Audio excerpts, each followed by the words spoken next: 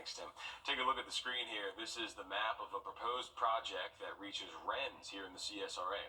We got a close-up of the map at a meeting last night, and it looks like a natural gas pipeline could run through parts of Washington, Jefferson, and Warren counties.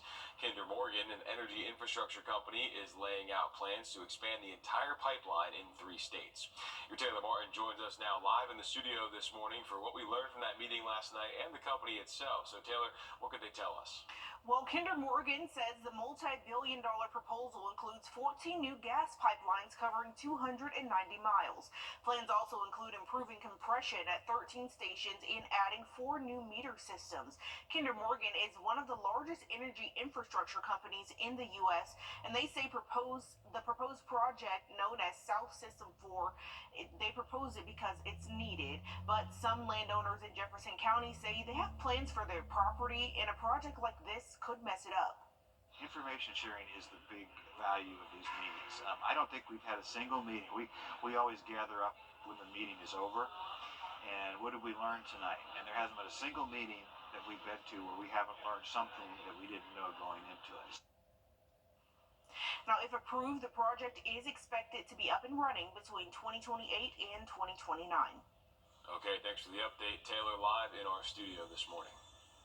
Now, we also heard from people who were against this expansion. This morning, we're following last night's shooting in Wrens. Jefferson County officers say they were called to Pine Valley Apartments in reference to a shooting that's off Kings Mill Road. Big police presence there, as you can see. In the latest update, officers say they were still on the scene just before 8 p.m. We're still working to learn if there are any injuries, deaths, or suspects, and we'll let you know what we find out. Back here in Richmond County, we're learning the name of a man who was killed in an accidental shooting Sunday. The Richmond County Coroner's Office says 37-year-old Jermaine Habersham was shot in the chest while another man was showing him a gun. Officials say the suspect drove Habersham to the hospital where he died. They do say that the suspect is cooperating with this investigation. Staying in Richmond County, investigators are on the hunt for 4 missing teens, 3 of whom they say were last seen together on Old Waynesboro Road Saturday night. They're here on your screen now. Officials say 16-year-old Alicia Pope was wearing a black skirt and a white shirt with pink and black Puma shoes. Next to her is 14-year-old Azaria King. Officials say she was last seen wearing a pink skirt, a white shirt, and red and white and black jacket and brown boots. They say 16-year-old Paris London was last seen wearing a khaki dress with long sleeves. Richmond County investigators say this 15-year-old, Devin Hardy, was last seen leaving his home on Aline Circle. Officials say that he was wearing a black hoodie, red shorts, and black shoes. If you have any information on these teens, call the Richmond County Sheriff's Office. If you're still displaced from Hurricane Helene, help will be available to you this weekend. FEMA will host a housing resource fair Saturday. The agency says survivors will meet with local housing organizations, property owners, and landlords, as well as gain information on the Hearts Georgia Sheltering Program and SBA loans. The event is open to anyone affected by Tropical Storm Debbie or Hurricane Helene, whether you applied for FEMA assistance or not. The fair will be from 9 to 5 at the Henry Brigham Community Center.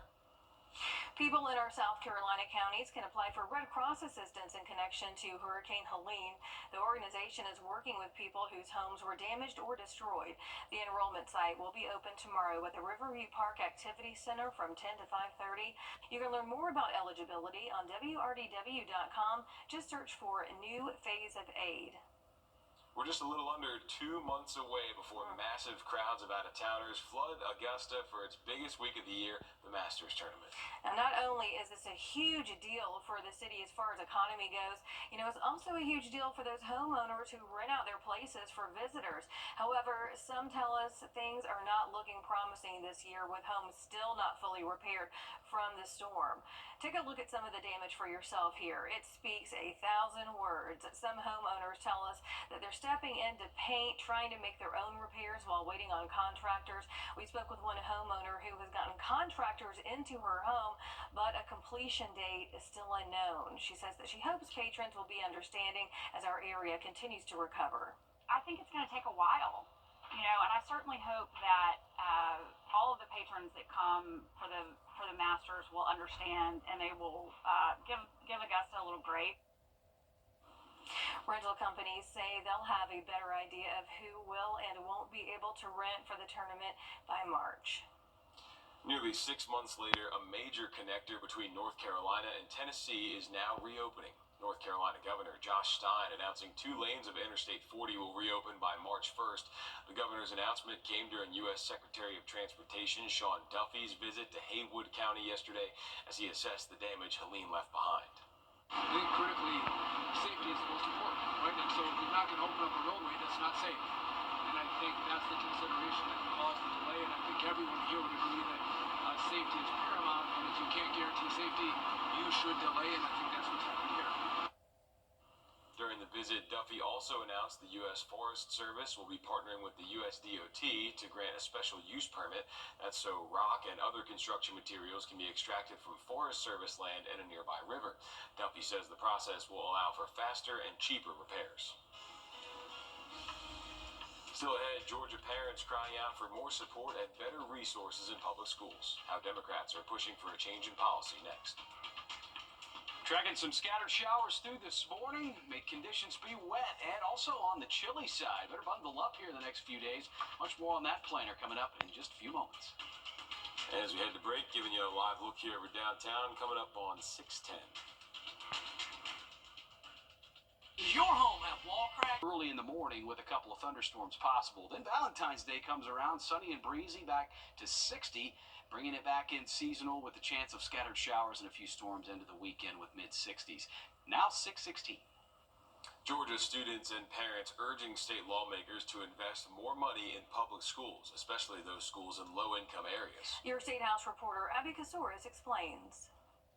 Education has been called the most powerful weapon, the key to success. We talked to parents today who were in tears, talking about their own children going to public schools. They say despite the investments made within their own communities by administrators and teachers, they want a true investment from the state to make sure that students have the best path for success. Almost like a survivor of the fittest, and my little girl didn't do good at first. Tears rolling down Cozy Walker's cheeks, remembering the struggle her children faced in public school in southeast Atlanta. Crowded classrooms, crumbling buildings, and no money to change it. They're giving us this, but we know we need this. Public schools receive nearly half of their funding from the state. The Quality Basic Education Act, known as QBE, uses a school's student-teacher ratio to calculate total funding. The formula was created 40 years ago. And I'm sure nobody here is driving a 1986 Camry or Volvo. I would like to think that as the times change, so do our approaches. Democrats calling the formula outdated, dropping bills in both the House and the Senate to add a program adding further weights for students in foster care, in unstable household, or who receive SNAP TANF benefits. They're looking to Republicans to help pass their bill. The biggest line item in our budget is QBE. House Education Chairman Chris Irwin opened to updating QBE in general, but says it could take years to get it right. Our socioeconomically challenged students need more support when they come into school. Thus, having a line item on the QBE for that is very important. 7 states have updated their school funding formula over the last 6 years, including Mississippi, Tennessee, and Maryland. Irwin says he'd like to look at those state models to figure out what may work best here in Georgia. In Atlanta, I'm Abby Kasouris. A Georgia lawmaker wants to make 32. A multi-billion-dollar project could bring more natural gas to our Georgia counties and the region. Kinder Morgan, one of the largest energy infrastructure companies, is proposing more than a dozen new pipelines that could run through your backyard. Your Taylor Martin joins us now live in the newsroom, breaking down whose land the project would affect and why the company says it's needed. Well, the project covers 290 miles across 3 states, reaching RINs here in the CSRA. Kinder Morgan says the project, known as South System 4, is an expansion of an existing natural gas pipeline system that the company has operated in Georgia for over 50 years. They say everyone will directly benefit, even if you don't have natural gas service. While some landowners in Jefferson County say a project like this would mess up the plans for their property, Vice President of Kinder Morgan, Alan Forrest, says the purpose of the open houses is to learn. If we find out something unique about the property that we can't see from looking at it from afar, or future plans that folks have for their properties, we can work that into our overall routing assignment. So information gathering. Now, if approved, the project is expected to be up and running between 2028 and 2029. All right, thanks for the update there, Taylor. And we just heard from Kinder Morgan about the expansion. Now we're hearing from those against it. Savannah Riverkeeper Tanya Bonatadis says this isn't her first rodeo fighting the pipeline. A couple of years ago, the energy company pushed for an oil pipeline stretching all the way to Jacksonville, Florida. Kinder Morgan has since changed the type of gas with this new proposal, but the Riverkeeper says her stance remains the same. Bonatadis argues the project poses major environmental concerns and should not be taken lightly. So the biggest risk that you have when it comes to a natural gas pipeline of high pressure is those explosions and making sure that that becomes a safe environment, because those pipelines will never innately be safe. Like, you always have a possible explosion in your backyard. The one thing both sides did agree on is that you need to make an effort to learn about the project, how it could affect you as a landowner, and then make your voice heard. As talks continue and leaders consider that proposal, a virtual open house is scheduled for Tuesday, March 4th from 7 to 8 p.m. You must pre-register online on the project's website, and this is what the project's page looks like popping up here. You can scroll to the bottom of the page and click virtual open house registration. From there, you fill out the required fields and click submit. This morning, we're learning the name of a victim who died in a scooter accident in Edgefield County. The coroner's office says that 21-year-old Allo Corbett was riding a scooter on Highway 230 when he was hit by a truck.